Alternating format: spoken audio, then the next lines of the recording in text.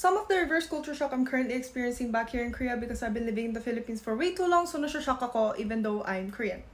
Labels. If you didn't know, Koreans are very into labeling. Mapapansin mo siya on how they label themselves with personality traits. Kaya kami nagkaroon ng nationwide obsession with MBTI. Itong pagle-label, it also extends to relationships. Korean people are fast, in my point of view. After a few dates, alam mo na kung jojowain mo ba tong tao or hindi. So, sasalpakan mo na siya ng label. Based on what I've seen and heard, siguro yung max time na mag-uusap kayo or the sum bago mo sasalpakan ng label or hindi. 1 month. And kung pinatagal mo pa doon, siguro isipin ng tao, ginagago pa ako nito?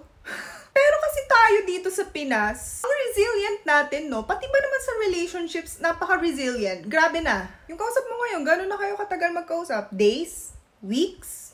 Months? May label? Wala. Bibigyan ka ba daw ng label? Di ko alam. Kausap mo pa rin? Oo. Bakit? Ewan. Okay ka lang? Hindi. Nakakagulat lang kasi sanay ako sa Philippines na medyo matagal mag-usap. Or yun yung na-normalize sa akin. Nag-gaslight ba ako? Pero sa Korea, medyo mabilis for my kasanayan. Parang, girlfriend, alam ba favorite kong kulay? Alam ba deepest, darkest secrets ko?